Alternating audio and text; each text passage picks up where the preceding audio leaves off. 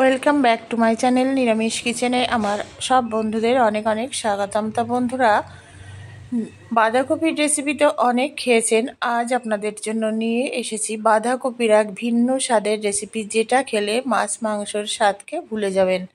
তাই শুরু থেকে শেষ অবধি রেসিপিটা দেখার অনুরোধ রইল। ভালো লাগলে একটা লাইক, শেয়ার, কমেন্টস করতে ভুলবেন না। বাঁধাকপির এই কালিয়া রান্না করার জন্য প্রথমে পরিমাণ মতো এখানে একদম টাটকা বাঁধাকপি কুচিয়ে ধুয়ে নিয়েছি। এইবার হালকা একটু ভাপিয়ে নিতে হবে। তার জন্য আমি এইখানে কড়াইতে একটা বাটিতে জল দিয়ে দিয়েছি। দেখুন জলটা প্রায় ফুটে উঠেছে। এইবার এর মধ্যে কুচিয়ে ধুয়ে রাখা বাঁধাকপিটা দিয়ে দেব।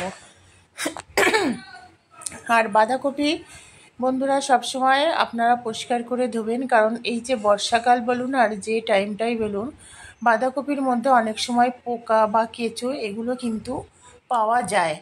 তাই খুব সতর্কভাবে বাঁধাকপি খাওয়ার সময় ধুতে হবে এবং একটু হালকা গরম জলে ভাপিয়ে নিতে হবে, তাহলে যে পয়জনটা থাকবে সেটা বেরিয়ে যাবে।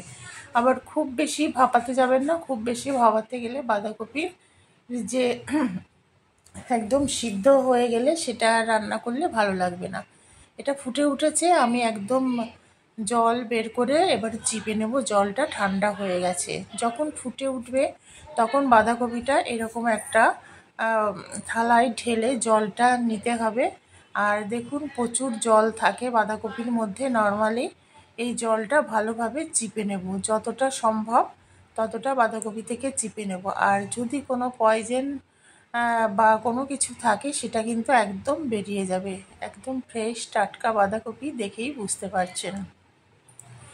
এবার এই বাঁধাকপিটাকে একটা পুর তৈরি করতে হবে, আর খেতেও কিন্তু অসাধারণ লাগে, আপনাদের কাছে একদম নতুন লাগবে। তা এইবার বাঁধাকপিটাকে আমি পুর তৈরি করার জন্য এখানে জাস্ট সামান্য একটুখানি অয়েল দিয়ে দিলাম। এটা সর্ষের তেল, একটু বেশি পরিমাণে গোটা জিরে, আদা কুচি, কাঁচা লঙ্কা কুচি, টমেটো দিয়ে দিলাম। আদাটা আপনারা চাইলে বেটেও দিতে পারেন, কিন্তু আমি একদম ঝিরি করে আদা কুচিটা দিয়ে দিয়েছি। একটু পরিমাণ মতো নুন দিয়ে দেবো, জাস্ট সামান্য একটুখানি। টমেটো এটাও সিদ্ধ হয়ে যাবে। এইবার যে বাঁধাকপিটা সিদ্ধ করে জলটা চিপে রেখেছিলাম সেটা দিয়ে দেবো এইভাবে, আর যাতে এতটুকু জল না থাকে সেইভাবে চিপে দিতে হবে। গ্যাসের ফ্লেমটা মিডিয়াম টু লোতে রেখে এইভাবে নাড়তে হবে হালকা করে। বাঁধাকপিটা নাড়া হতে থাকবে, তখন একটা ঘোল তৈরি করে নিতে হবে। এই ঘোলটা তৈরি করার জন্য এখানে পরিমাণ মতো বেসন নিয়েছি, এর মধ্যে পরিমাণ মতো নুন, হলুদ গুঁড়ো আর জল দিয়ে দেব। দিয়ে খুব বেশি জল দেব না, ঘোল টাইপের হবে। এটাকে এইভাবে ভালোভাবে ফেটাতে হবে, যাতে কোনো গোটা গোটা না থাকে, সেদিকে খেয়াল রাখতে হবে। এটা দেখুন কালারটা কত সুন্দর লাগছে।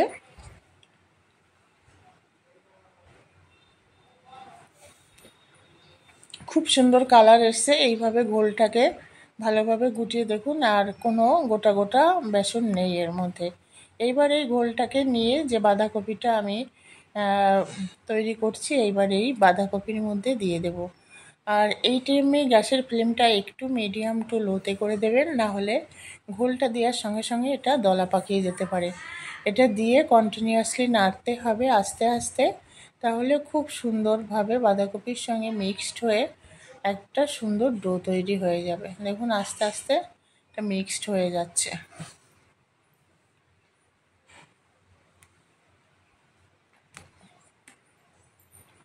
এইভাবে খুব সুন্দরভাবে আস্তে আস্তে মিক্সড হয়ে যাচ্ছে।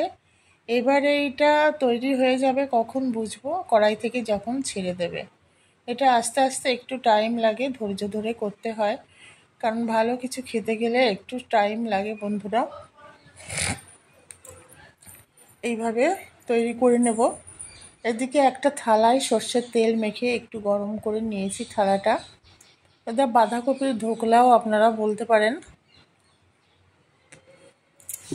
কারণ আমরা তো ডালের ধোকলা খেয়েছি। এই যে থালাটায় একটু অয়েল মাখিয়ে নেব।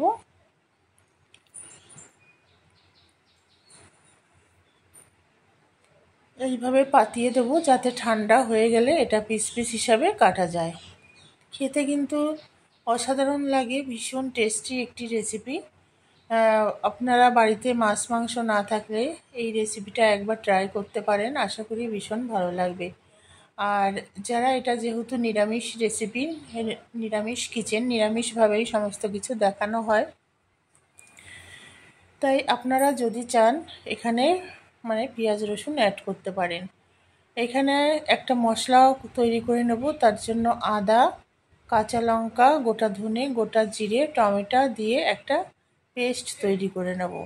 আর এটা তৈরি করার জন্য আলু দিয়েছি, দেখুন লম্বা লম্বা করে খুব সুন্দর করে এই আলুগুলো আমি তৈরি করে দিয়েছি, কেটে ধুয়ে নিয়েছি। আলুগুলো এবার ভাজতে হবে, আর এদিকে এই মশলাটার একটা পেস্ট তৈরি করে নেব। মশলাটার পেস্টটা তো এদিকে আমি মিক্সিতে পেস্ট তৈরি করে নেব, এদিকে তেল দিয়ে আলুটা ভালোভাবে ভেজে নিতে হবে। ভাজার আগে একটু নুন দিয়ে দিলাম, তাহলে কড়াইতে লেগে যাবে না, আলুটা খুব সুন্দরভাবে সিদ্ধ হয়ে লাল লাল হয়ে ভাজা হয়ে যাবে। আর এইভাবে নেড়ে চেড়ে আলুটা ঢাকা দিয়ে দিয়ে ভাজবো, তাহলে খুব তাড়াতাড়ি এটা সিদ্ধও হয়ে যাবে, খুব সুন্দর ভাজাও হয়ে যাবে। আর এদিকে যে বাঁধাকপিটা তৈরি করে রেখেছিলাম, দেখুন এটা ঠান্ডা হয়ে গেছে, খুব বেশি ঠান্ডা হয়নি বন্ধুরা, তবে আলু তো প্রায় ভাজা হয়ে গেছে, আর একটু ঠান্ডা হলে ভালো হতো। আপনারা চাইলে একটু ফ্রিজে রেখে দিতে পারেন 1 ঘন্টার জন্য, তাহলে বেটার জমাট বাঁধবে। তা আমি এইভাবে গোটাই নিয়ে নিলাম,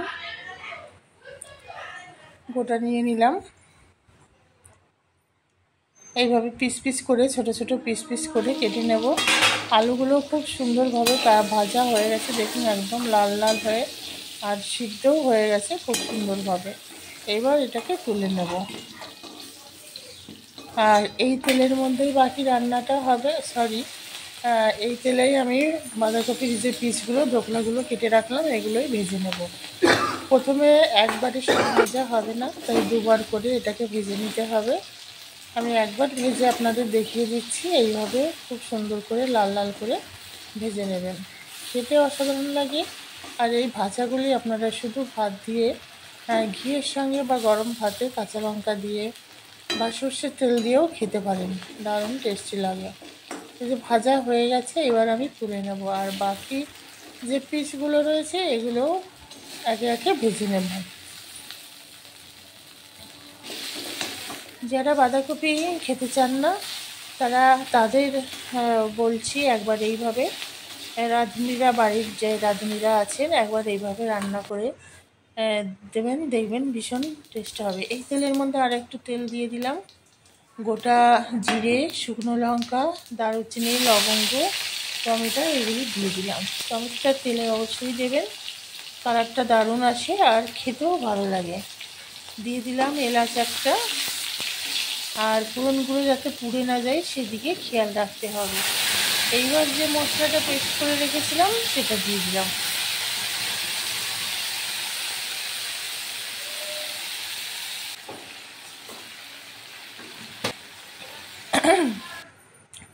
মশলার মধ্যে এবার পরিমাণ মতো নুন, চিনি, কাশ্মীরি রেড চিলি পাউডার আর হলুদের গুঁড়ো দিয়ে দিলাম, পরিমাণ মতো হলুদের গুঁড়ো দিয়ে এবার ভালোভাবে মশলাটাকে ভালোভাবে কষিয়ে নিতে হবে।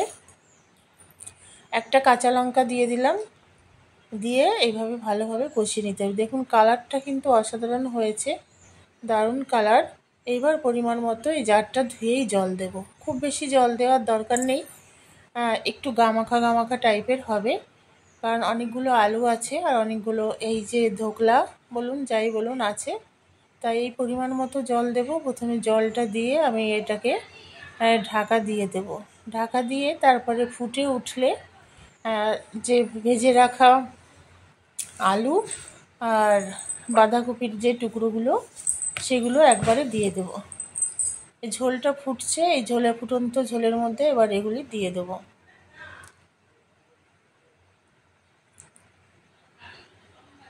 কালারটা অপূর্ব কালার হয়েছে বন্ধুরা। এবার এটা হাই ফ্লেমে টকবক করে ফুটবে, আমি আবার ঢাকা দিয়ে দেব। ঢাকা দিয়ে 5 মিনিট কুক করব হাই ফ্লেমে। 5 মিনিট কুক করার পর আমি ফিরে এলাম, ফিরে এসে আমি দেখব কি অবস্থা। অনেকটাই ঝোল রয়েছে, এটা টেনে যাবে। নামাতে নামাতে খেতেও কিন্তু দারুণ লাগে গরম ভাতে, যদি এই রেসিপিটা থাকে তাহলে অন্য কিছুর আর প্রয়োজন হবে না। যে সকল বন্ধুরা নিরামিষ কিচেনের পাশে আছেন সবাইকে অনেক অনেক ধন্যবাদ, প্রীতি, শুভেচ্ছা, ভালোবাসা এবং বড়দের আমার সশ্রদ্ধ প্রণাম। নতুন বন্ধুদের উদ্দেশ্যে বলছি, রেসিপি ভালো লাগলে পাশে থাকা বেল আইকনটি প্রেস করে অল নোটিফিকেশান অন করে রাখবেন, যাতে নতুন নতুন রেসিপি আপলোড হলে সবার আগে আপনার কাছে নোটিফিকেশান যায়। এটা ঝোলটা হয়ে গেছে দেখুন। এইবার এর মধ্যে একটু ঘি আর গরম মশলা দিয়ে নামিয়ে নেব। এখানে দারচিনি পাউডার দিয়ে দিলাম, বা আপনারা ফ্রাই মশলাও দিতে পারেন। আর ঘিটা মাস্ট, গাওয়া ঘিটা দিয়ে দিলাম। দিয়ে এবার নাড়াচাড়া করে এটাকে আমি নামিয়ে নেব। নামিয়ে আপনাদের দেখাচ্ছি কেমন হয়েছে। আর যে ঝোলটা দেখছেন এই ঝোলটা এতটা থাকবে না বন্ধুরা, কারণ বেসনের যে বড়াটা হয়েছে এটাও ঝোল টানে, আলুতেও ঝোল টানে। একটু ঢাকা দিয়ে আমি 5 থেকে 7 মিনিট এটাকে রেখে দেবো। গ্যাসটা প্রথমে 1 মিনিট হাই ফ্লেমে করার পর অফ করে দিয়েছি। দেখুন কালারটা। এবার নামিয়ে সার্ভ করছি। তা কেমন লাগলো আজকের এই বাঁধাকপির নতুন রেসিপি কমেন্টস করে জানাবেন। আপনাদের একটা কমেন্টস আমাকে অনেক মোটিভেটেড করে আরও নতুন নতুন রেসিপি নিয়ে আসার। তো বন্ধুরা সবাই খুব ভালো থাকবেন, সুস্থ থাকবেন, সুরক্ষিত থাকবেন, নিজেদের খেয়াল রাখবেন। Tata, bye bye. আবার দেখা হবে নতুন রেসিপি নিয়ে।